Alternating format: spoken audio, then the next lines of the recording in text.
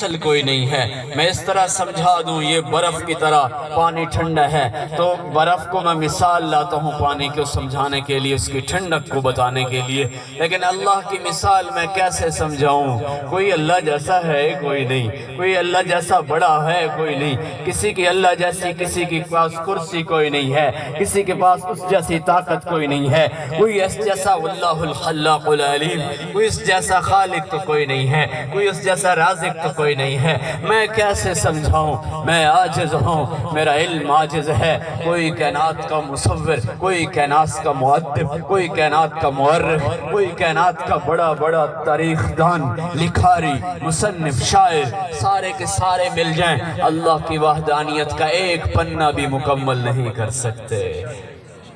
سارے عاجز ہیں، سارے عاجز ہیں۔ اللہ کی ذات کا تعارف ہم نے کرنا ہے، اس کو ویسے کرنا ہے جیسے اس نے بتایا ہے۔ اللہ تعالیٰ نے فرمایا، او میرے بندو، میں تمہارا رب ہوں، میری پہچان کر لو، مجھ سے تعلق بنا لو، تمہارا مقصد بھی میں ہوں، مقصود بھی میں ہوں۔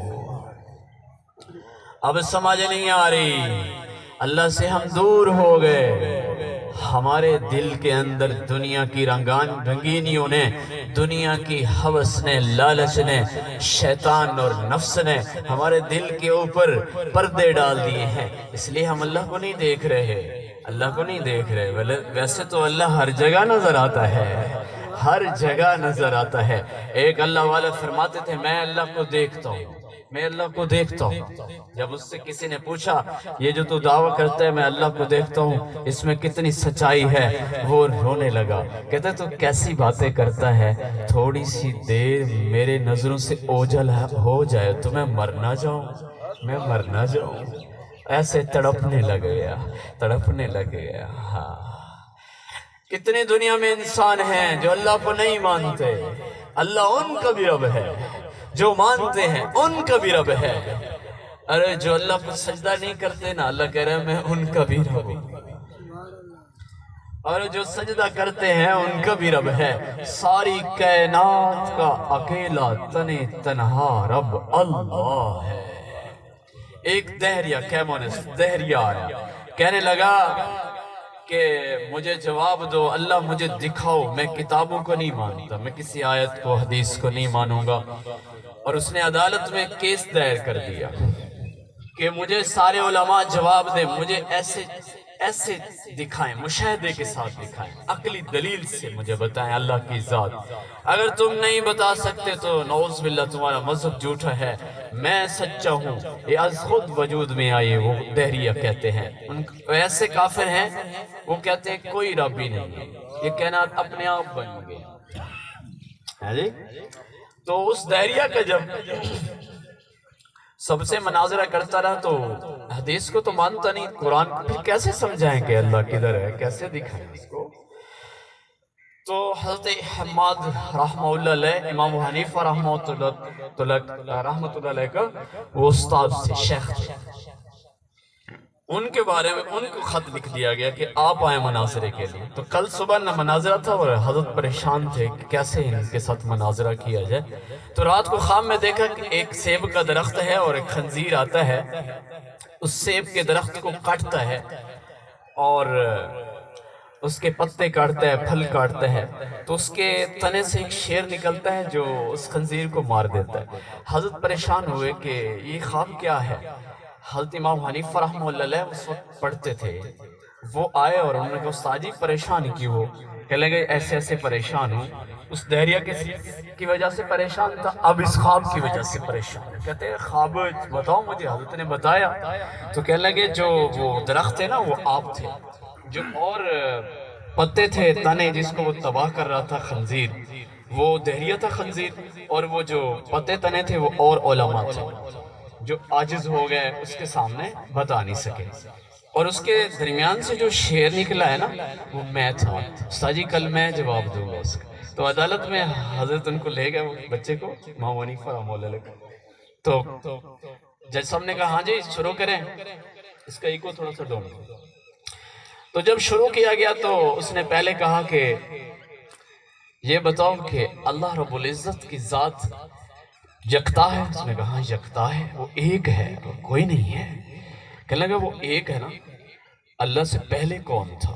اللہ نے تو ساری کائنات، اللہ کو کس نے بنایا؟ یہ سوال اس نے کیا۔ یہ سوال عجیب تھا، کھلبلی مچ کی پورے اس عدالت میں، کمرے عدالت کے اندر۔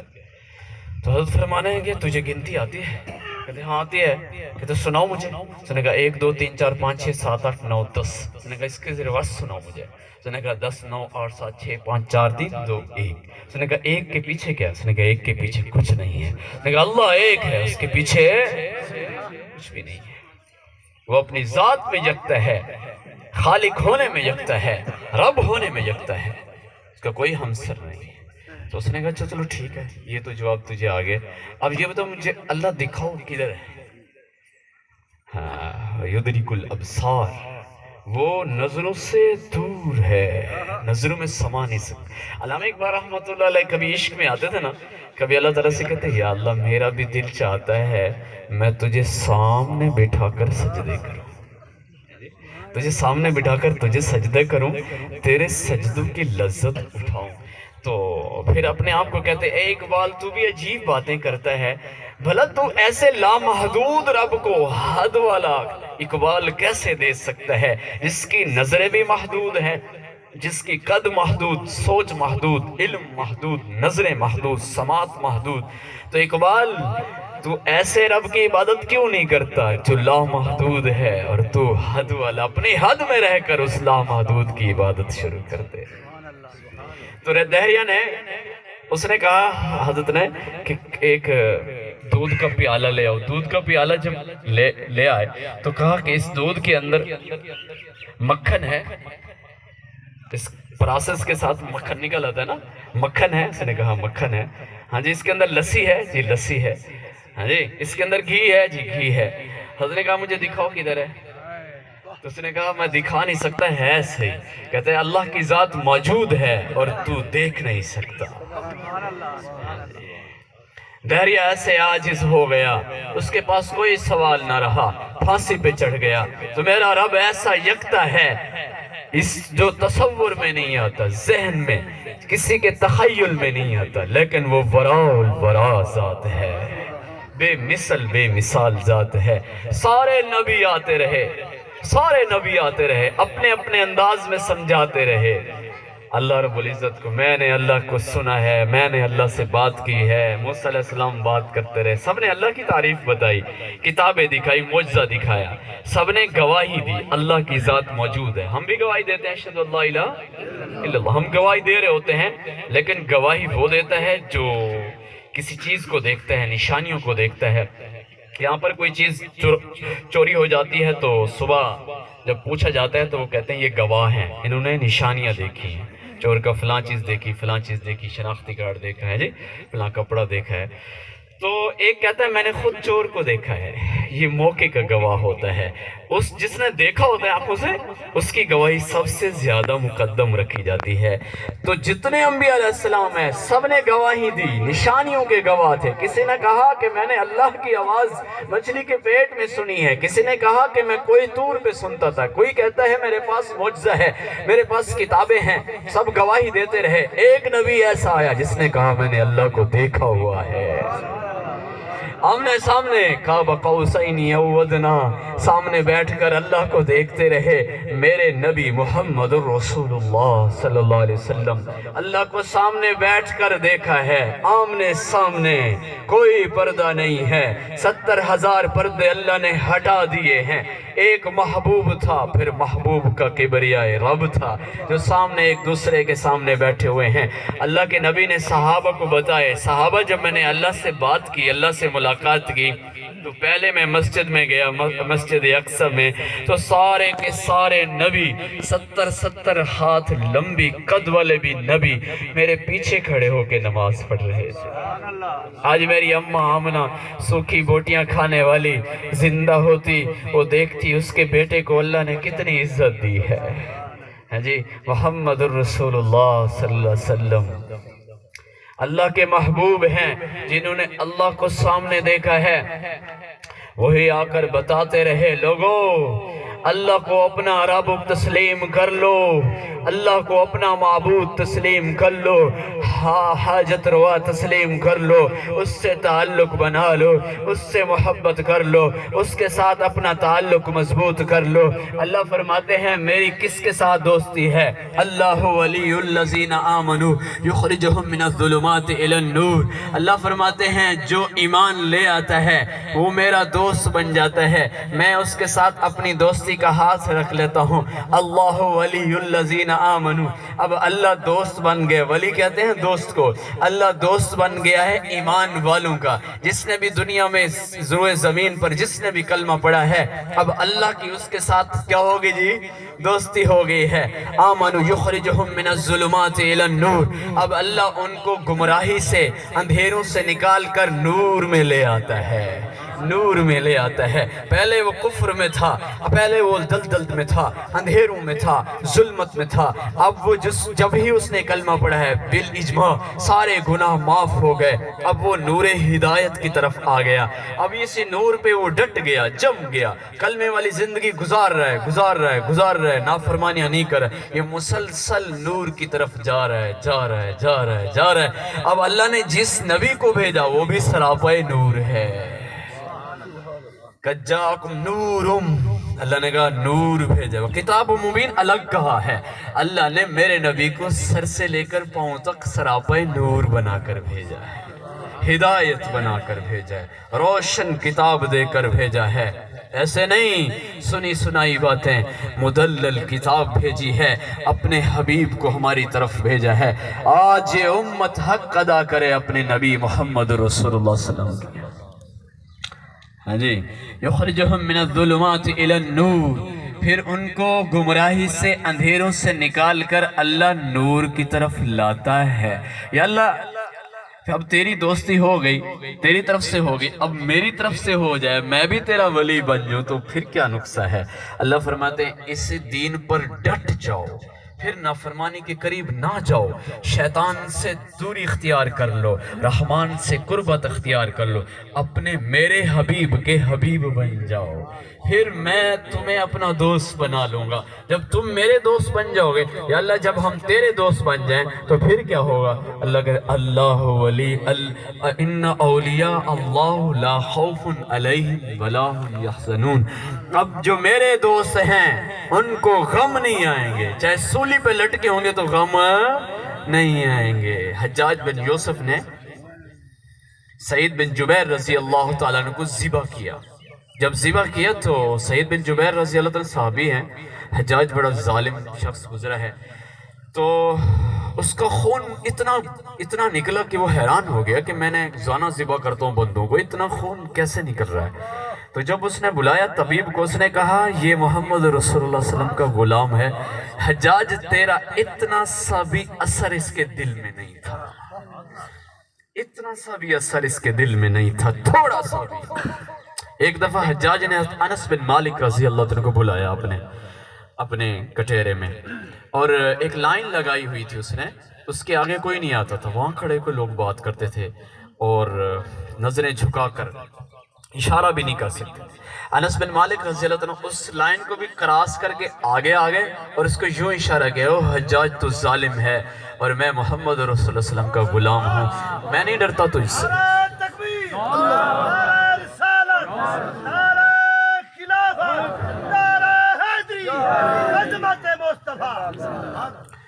آپ نے کہا کہ دیکھو بات سنو میری، میں تجھ سے نہیں ڈرتا، میرے دل میں اللہ اور اس کے رسول کی محبت نے جگہ لی ہوئی ہے، کوئی جگہ ہے نہیں کہ میں تجھ سے متاثر ہوں۔ تو حجاج ایسے تھوڑا سا حرکت میں آیا تو کہتا ہے تیری جرت نہیں ہے، تو اور ساری کائنات مل جائے میرا کچھ نہیں بگاڑ سکتے۔ کیوں نہیں بگاڑ سکتے؟ میرے نبی نے مجھے ایک دعا سکھائی ہوئی ہے، میں نے پڑھی ہوئی ہے وہ۔ تو حضرت انس بن مالک رضی اللہ عنہ وہاں سے جب چلے گئے، پیٹھ دے کر چلے گئے، تو حجاج کہنے لگا او انس مجھے بھی سکھا دے، کہتا ہے تجھ جیسے بدبخت کو نہیں سکھاؤں گا، تو میرے نبی کی امت پہ ظلم کرتا ہے، میں تجھے نہیں سکھاؤں گا۔ جب اس دنیا سے رخصت ہوئے تو اپنے خلفاء کو بتا کر گئے، وہ دعا کافی لمبی ہے جو مجھے یاد ہے، وہ دعا بعد میں بتائی۔ تو اس سے پوچھا حجاج سے لوگوں نے، حضرت آپ نے اس کو مارا کیوں نہیں؟ یہ تو جا رہا ہے بڑی بہادری کے ساتھ جا رہا ہے. کہتے تمہیں کیا بتاؤں، جب میں اس کی طرف مزاحمت کے لیے تھوڑا سا حرکت کی نا، میں نے دیکھا اس کے دونوں کندھوں پہ شیر بیٹھے ہیں جو مجھ پہ حملہ کرنے والا تھا. یہ عام بندہ نہیں تھا، محمد رسول اللہ کا غلام تھا. یہ پکی بات ہے، ہم اپنی غلامی، ہم اپنے نفس کی غلامی سے نکل آئیں، شیطان کی غلامی سے نکل آئیں، دنیا کی غلامی سے نکل آئیں، پیسوں کی غلامی سے نکل آئیں، دنیا کی لالچ کی غلامی سے نکل آئیں، اپنی انا کی غلامی سے نکل آئیں، بغض کی غلامی سے نکل آئیں، دنیا کی محبت کی غلامی سے نکل آئیں، اپنے حبیب کی غلامی میں آ جائیں. خدا کی قسم اللہ ادھر بھی عزت دے گا، مرنے کے بعد بھی عزت دے گا. یہ ایک ایسی بات ہے، میں جب کی موبائل اٹھاتا ہوں تو اس سٹیٹس پہ عجیب بات لکھی ہوتی ہے. سارے نوجوان عجیب پاگلوں کی طرح کوئی عشق میں پڑے ہوئے ہیں. کس عشق کی بات کرتے ہو؟ یہ ناکامی ہے، یہ ناکامی ہے، دنیا کا دھوکہ ہے. بڑے بڑے عشق کر کے مر گئے. یہ دنیا دھوکے کا جہان ہے، یہ کسی کے عشق نہیں کرتی. او اللہ اور اس کے رسول سے عشق کر لو، اللہ اور اس کے رسول کے ساتھ عشق کر لو. یہ دنیا میں بھی فائدہ دے گی، مرنے کے بعد بھی فائدہ دے گی. ایک ماں ہے جو رات کو بیٹھی ہے، چھوٹے چھوٹے بچوں کو کہہ رہی ہے، میرے بچے میں نے تمہیں حلال کا دودھ پلایا ہے، میں نے تمہارے باپ کی خیانت نہیں کی، ماموں کی خیانت نہیں کی. کل جنگ ہونے والی ہے، وہاں ابو جہل آ رہا ہے، وہ بدبخت میرے نبی کو برا بھلا کہتا ہے، میرا دل ٹوٹ جاتا ہے. کل وہ جنگ کا میدان سجے گا، تم نے جانا ہے اس بدبخت کو مارنا ہے. اگر تم مار کے نہیں آئے میں دودھ نہیں بخشوں گی. وہ بچے چھوٹے چھوٹے اس جنگ میں جاتے ہیں. حضرت عبد الرحمن بن عوف سے پوچھتے ہیں، اے چاچا یہ بتا ابو جہل کہاں ہے؟ کہتے ہیں چلو جاؤ تم جاؤ، یہاں جنگ ہو رہی ہے. کہتے ہیں ہم بھی جنگ لڑنے آئے، ہمیں بھگاؤ نہیں، ہم کھیلنے والے بچے نہیں ہیں، ہمیں یہ بتاؤ میرے نبی کا دشمن کون ہے. تو اس نے یوں اشارہ کیا نا، اس نے وہ جو کھڑا ہوا ہے بڑی سی قد والا، بڑی پگڑی والا، جو کمانڈ کر رہا ہے فوج کو، یہ ہے. تو یہ عبد الرحمن بن عوف رضی اللہ عنہ فرماتے ہیں، ایسے شیر کی طرح بچے گئے چیر کر. ایک نے گھوڑے کی ٹانگ پہ مارا، ایک نے ابو جہل کی ٹانگ اور گردن پہ مارا.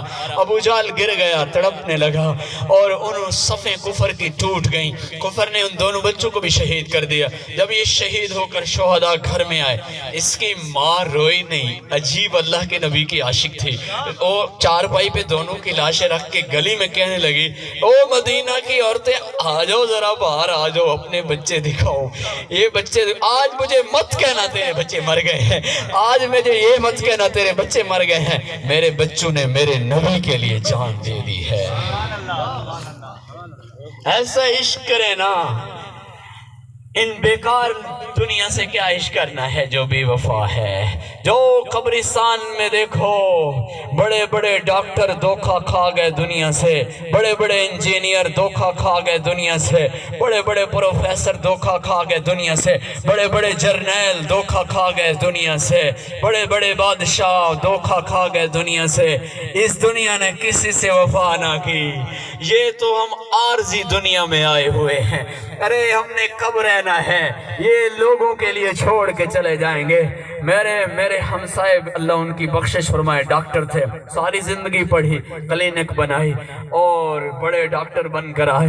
موت نے آ کر جھپٹا مار لیا، لے گئی قبر میں.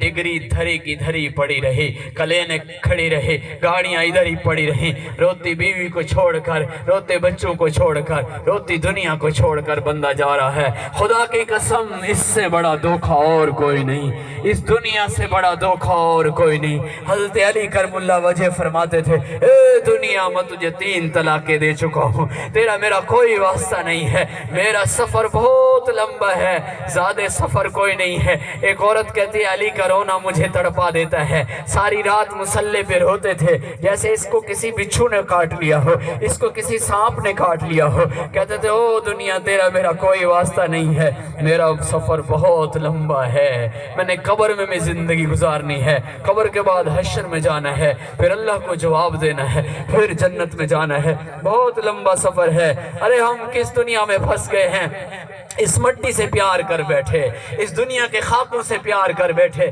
قیامت کا دن ہوگا، ایک بندے کو کھڑا کیا جائے گا، اس کے گناہ سامنے لائے جائیں گے، اور وہ کہے گا، اس کو کہیں گے فرشتے جاؤ تیرے لیے جہنم ہے۔ وہ کہے گا مجھے جہنم میں نہ ڈالو، میں نہیں جانا چاہتا، میری بجائے میری بیوی کو ڈال دو، میری بیوی کو ڈال دو، یہ قرآن میں ہے۔ وہ کہے گا میری بیوی کو ڈال دو، فرشتے کہیں گے ایسا نہیں ہوگا۔ وہ کہے گا اچھا چلو میرے گھر والوں کو دو، میرے سارے بیٹوں کو ڈال دو جہنم میں، مجھے نہ ڈالو۔ وہ کہیں گے ایسا نہیں ہوگا۔ وہ کہے گا اچھا میری پورے خاندان کو ڈال دو، پوری جہان کو ڈال دو، آج میری جہنم سے جان چھڑا دو۔ وہ کہے گا نہیں نہیں نہیں نہیں، یہ اللہ کا عجیب قانون ہے، جو گناہ کرے گا وہی جائے گا۔ ہاں، اس دنیا کے دھوکے میں مت پڑیں،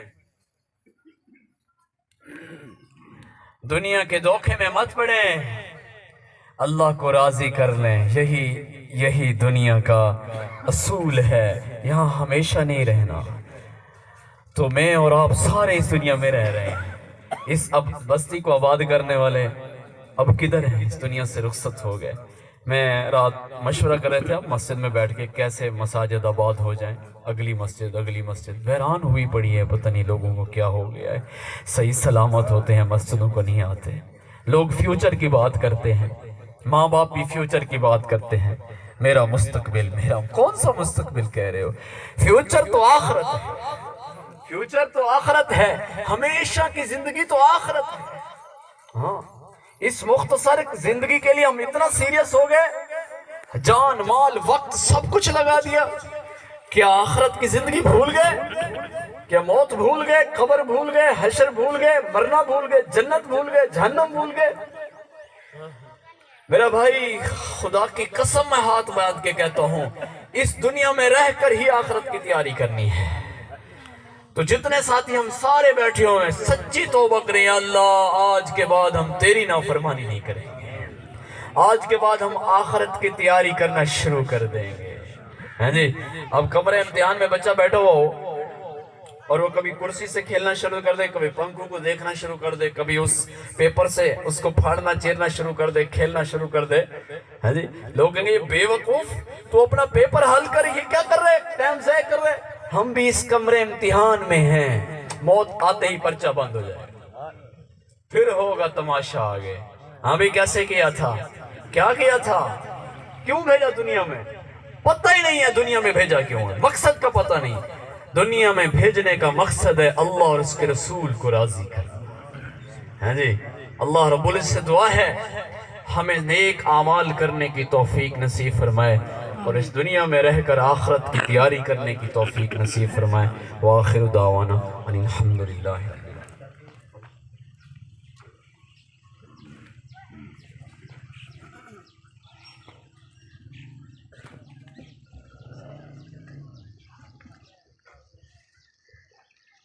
درود پاک حضور دی پاک ذات دے، نعرہ تکبیر، نعرہ رسالت، نعرہ خلافت، نعرہ حیدری، درود پاک حضور پاک دی ذات دے، محبت دے